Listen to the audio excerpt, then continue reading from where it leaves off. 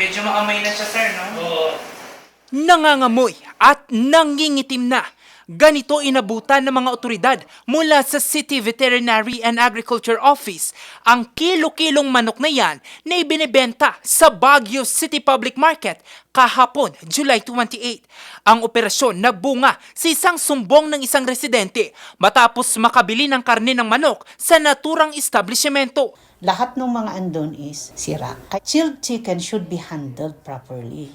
From the point of origin, binabantayan yan until pagpunta sa may stall. Kaya dapat the stall also should do their responsibility na sana hindi yan i-expose or sana hindi yan tatanggalin sa ice. Agad na kinumpiska ang nasa 240 kilo ng mga frozen chicken meat.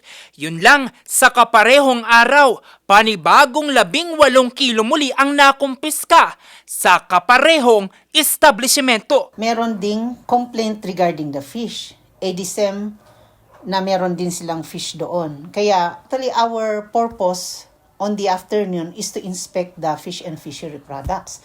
But it so happen, meron na namang nakadisplay na spoiled chilled chicken.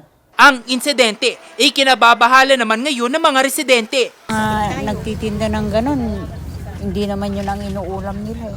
Sila kasi tubo eh. Yung nagtitinda ng ganun sila, hindi sila nag-uulam sa paninda nila kasi alam nila eh. Basta nagbibenta lang sila.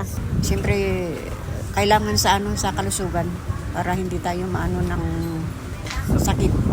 Nahaharap sa patong-patong na paglabag ang hindi na pinangalan ng establishmento, kabilang na ang Food Safety Act of 2013, Consumer Act of the Philippines, Meat Inspection Code of the Philippines, at City Tax Ordinance No. 2012-01. Wag na nilang subukan at wag na nilang ulitin dahil ang susunod is closure of establishments. That is our warning to them. Sa ngayon, nagpapatuloy ang operasyon ng mga otoridad upang masakote ang mga nananamantala. Nakatakda namang isailalim sa condemnation ang mga nakumpiskang karne.